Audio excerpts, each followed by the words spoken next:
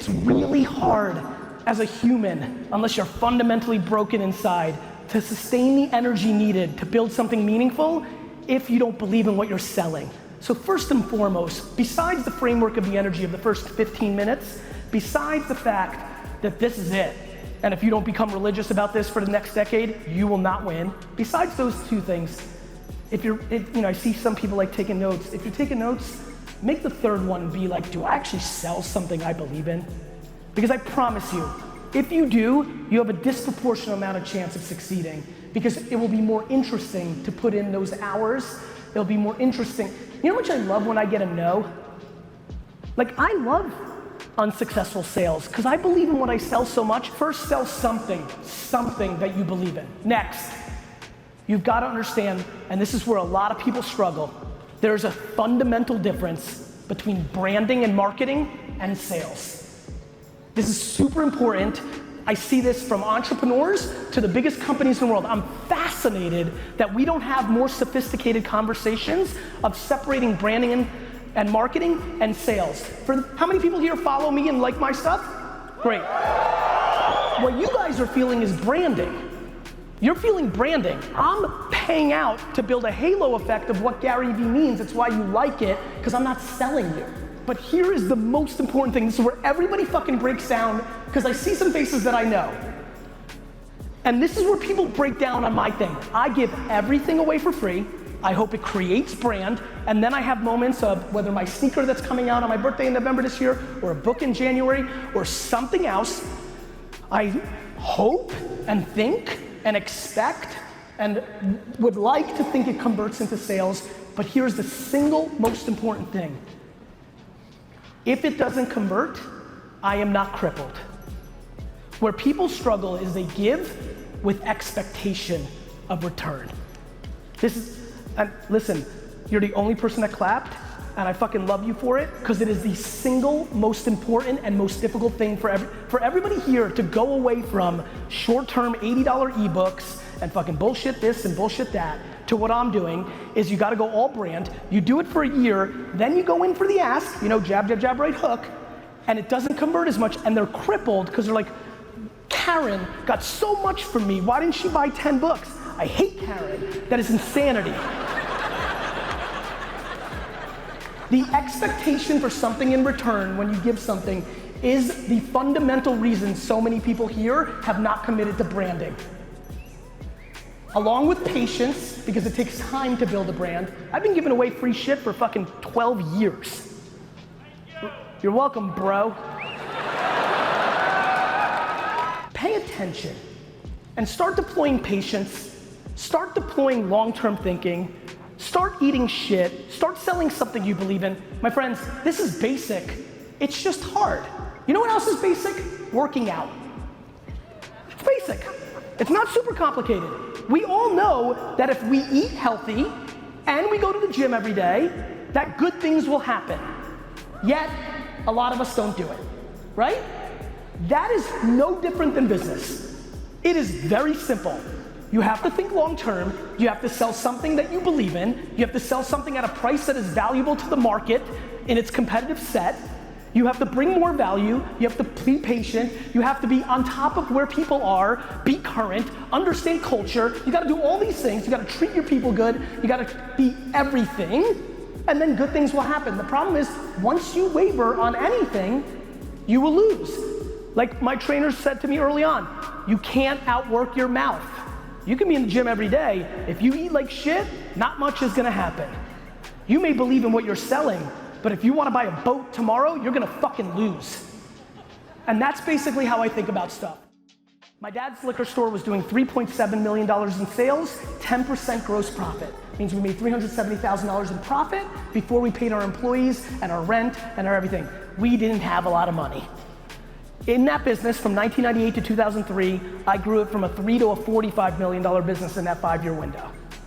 I did that with no cash infusion, no raising capital. I didn't know what the fuck a VC was.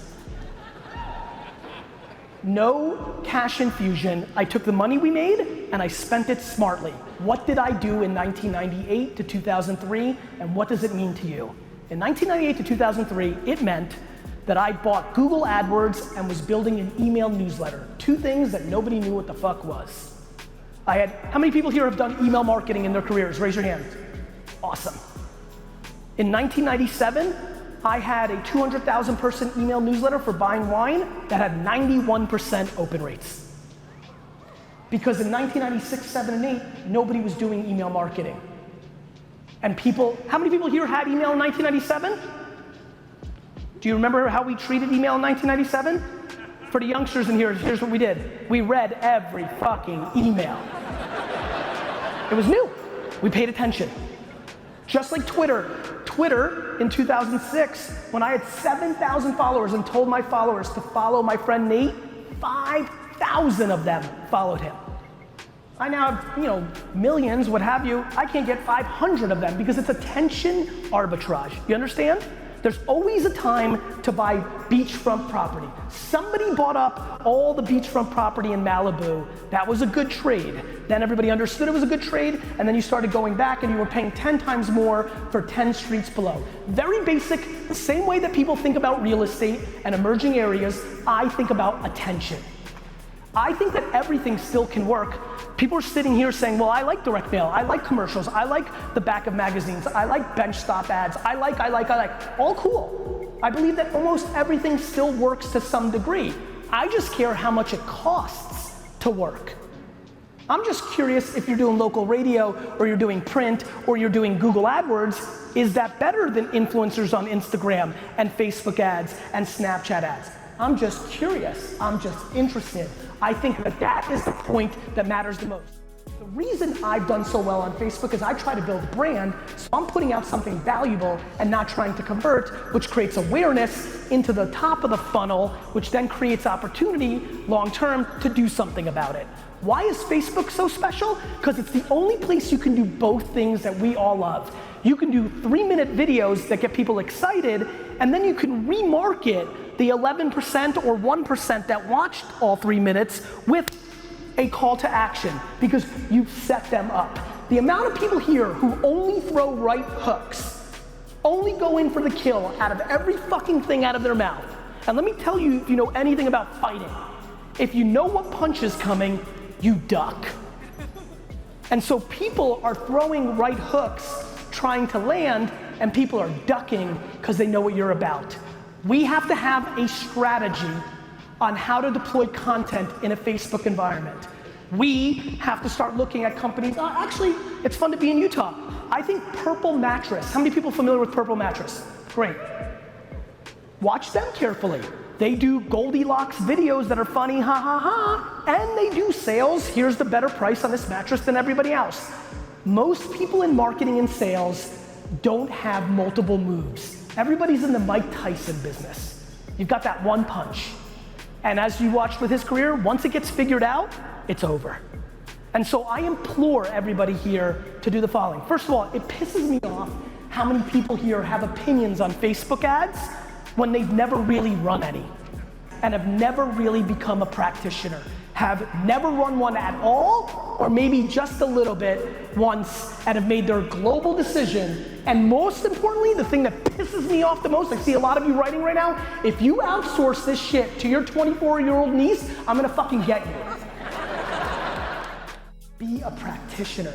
I get a lot of accolades, yeah, Gary, why do you think I do all this content? So I do it. I built my personal brand, not necessarily for the brand halo effect, to keep me in check, to always be on top of shit. I'm in the green room right now, tweeting and texting and consuming and creating content. I'm putting in work every day, work. And I know the nuances of a filter and a geolocation and the copy of a Facebook post. Like, everybody's talking about this stuff doesn't work. No, you don't work. So if you have ambition, if you fucking came to this conference, you clearly want something. So if that's the case, how do you not have 30 hours to go do research on how to do this shit for real? I'll give you a free resource on how to post ads on Facebook, how to find influencers on Instagram, how to do Snapchat better, how to do LinkedIn better. I'm gonna give you a free resource right now. You guys ready? Here it is. Google.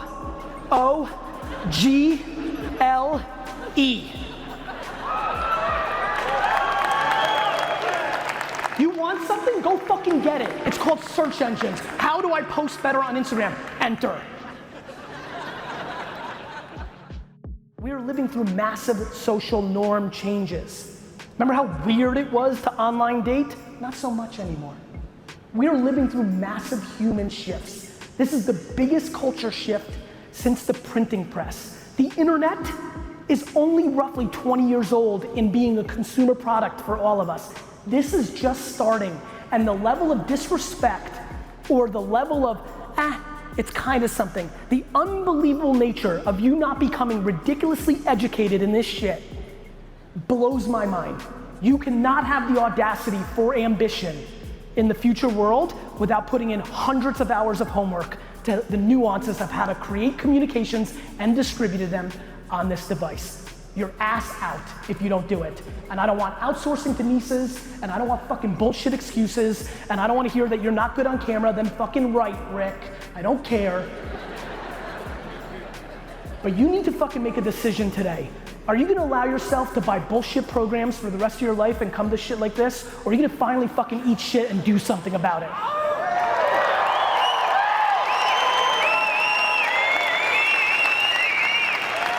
Are you gonna fucking pretend? Are you gonna pretend you're a business person because it feels nice? Or are you gonna become a business person? Paying your big to look the part is a great business for other people. Eating shit for a decade and doing it for yourself is a good one for you. In that eating shit decade, if you actually get smart and stop fucking judging every new thing that comes along, and you know what's so funny to me? What's so funny to me is people that get fancy. Let me end with this, fancy. Fancy fucking excites the shit out of me. The amount of people that aren't where they wanna be and say, well, I don't have time for Facebook. I don't have time to learn another app like Snapchat. Yet, you're not winning. I don't get it, my man. I don't understand. You're not where you're at. You'd rather spend thousands of dollars on dumb shit to somebody teaching you some fucking secret that doesn't exist than you spending the 40 hours to learn the newest thing, even if it dies. Let me tell you the story about Social Cam. Social Cam came out 6 years ago. I spent fucking 50, 60, 100 hours on it, figuring it out, right? That's what I did. It worked for about 4 months, and then the whole thing collapsed and nobody gave a fuck about Social Cam. Waste of time, or in those learnings on a mobile first video platform did I learn what made me bet on Vine. Number 2, I bet on Vine. Vine comes out. Everybody's like, who gives a fuck, 6 seconds video, stupid. I'm like, not me. I'm gonna learn everything about this. I'm gonna be friends with everybody. What happens with Vine? Does pretty good. I start an agency representing a bunch of talent with Jerome Jar. We make a couple bucks, but I learn. What happens with Vine? Dies. But what happens next? Instagram video. And what happens in the last year for me on Instagram video? The last 4 years of me learning mobile first video dynamics on 2 things I wasted my time on, even though I had hundreds of millions of dollars, I wasn't too fucking fancy to put in the work at 2 o'clock in the morning because I'm fucking hungry and I back it the fuck up.